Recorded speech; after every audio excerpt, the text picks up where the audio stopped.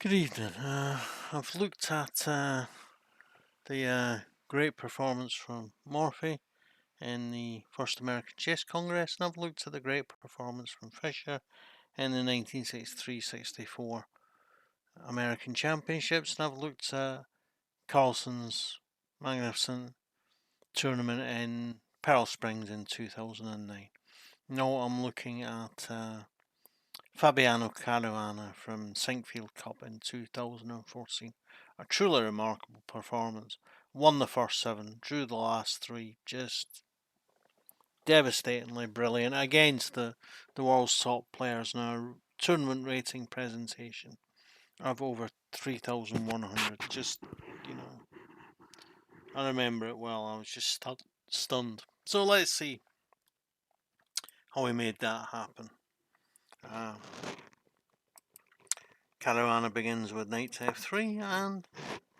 Sorry, he's playing against Veselin Topalov, former World Championship challenger. And Topalov begins with knight f3 and Caruana responds with knight f6. Topalov plays c4 and Caruana c5. It's called the English opening symmetrical variation. And Caruana, a brilliant chess player, brilliant calculator, great player.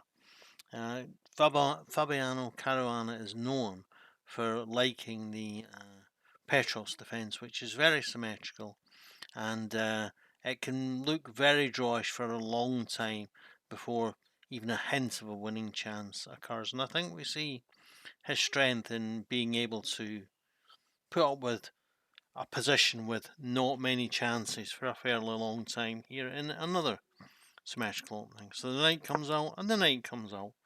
That's even more symmetry. Now the pawn comes to g3. Will we see pawn to g6? No. See d5, and the symmetry is forever broken. But this isn't so unlike a variation that comes out of the Petros defense anyway. If they played if Topalov played e4 now and Caruana e5, I think they could very quickly be in a variation from the Petros defense, but you know, we're not there. That doesn't happen. Caruana does indeed play e5, but Topalov doesn't play e5, e4. The rook comes to b8 so that he can move this, and so that the rook is defended so that he can develop his bishop and move his knight without fearing for the fate of his b7 pawn. Yeah, gets a grip on the e5, e4 square. And the bishop develops, and the bishop develops. Yeah, normally you would say this is a poor square because it restricts that pawn. But since it creates an attack against this pawn immediately, and he doesn't need to move this pawn Topalov at the minute, it's not as bad a move as you might expect. So Caruana castles, and the rook comes to c1. And the bishop develops, and now they both just need to move their queens off the back rank and they're finished with development. Not so easy. Where are you gonna put them? And then it comes to d4, and the usefulness of having the rook on b8 is seen now. And the knight comes to c4, attacking the pawn. f6. Ben Feingold starts having apoplexy, but you know, it's a good move in this circumstance. And yes, this diagonal is very much weaker than it should be, but a weakness is only a weakness if your opponent is able to exploit it, and he's not able to exploit this weakness. So he tries to break down the centre, sensible enough. Caruana says, yeah, that's great for me, I like the structure I get here actually. And I tend to agree with Caruana, I like his structure. And the knight comes not just to defend the knight on c7, but to attack the knight on f4, so that he can chase it away, so that this knight is then free to move without the knight being pinned to the rook. So, good move. So the bishop has to scurry away, and now develops his pawn so that a pawn defends this pawn, not just the bishop. Again, he has weakened a diagonal, and here you might think, well, this is more serious, is weakened a diagonal on which the light squared bishop already stands. Indeed he has, but nothing else stands on that diagonal, and is there ways to exploit it? I think not. And just to make sure that there aren't ways to exploit it, Caruana retreats the bishop so that you can put the bishop on this diagonal so that there are no checks here. And Topalov tries to rearrange his pieces, and Caruana played what he actually, the other thing he was aiming for with rook b8 was to be able to play b5, and finally succeeds. And the knight, yeah, well, no, it is a bit in the way, and this pawn probably would want to be moved, but no, it's, things are a bit in the way of each other.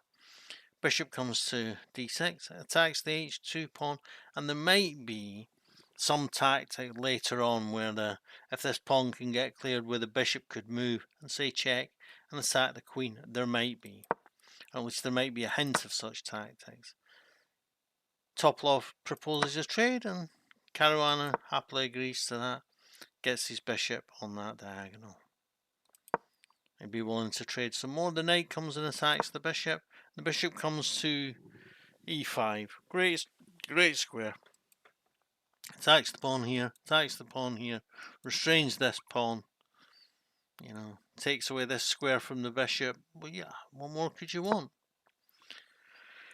The queen gets off the back rank to develop, and the knight comes to d4. Swapped off. And yeah, I would be very tempted to be taking this rook here. Alright, gets a check, but I wouldn't be tolerating that knight there in my camp. But after he plays rook to d1, Caruana takes the knight on f5. And I much prefer Caruana's bishop to Topalov's. And I much prefer his rook, and I much prefer his other rook, and I much prefer his queen. Everything is just better. Queen comes to d4. Oh, doesn't that give the opponent a chance to develop? Well, comes to g4, and he can win this pawn here if he wants to. He probably doesn't want to, because if he wins this pawn, he's walking into a discovery. For example, like bishop takes c5, discovering an attack on the queen. The queen could, yes, come to here and defend this pawn, but why do you want to be giving your opponent counterplay when you can say, no, not here, not today? And this says there's no counterplay happening here. And the rook comes to a good square on a semi-open file. Note that the both rooks are now on light coloured squares where the dark squared bishop doesn't see them. This makes it maybe a bit more actual to think about playing queen takes pawn, but maybe he's looking at getting an attack on the h2 pawn. So Topalov attacks, and right enough, Caruana goes to attack h2. And the pawn is pushed, and now he's come here and he's threatening rook, queen here check, and then queen here mate. So prevents the queen from playing that move, and now he can take the queen, take the pawn and harass the queen, and the queen doesn't have a really good square to go to. Now he doubles up, now he's threatening to take the pawn here. Yeah, he has a large number of threats suddenly available. And he takes no pawn there, he just plays bishop to bishop 2. But this means he's now going to get this bishop soon, and the queen hasn't really got a good place to stay on that file to prevent this mating plan.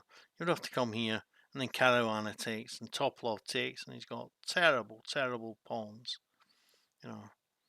Just terrible. And so Topalov gives up. He realizes he's in a totally hopeless endgame.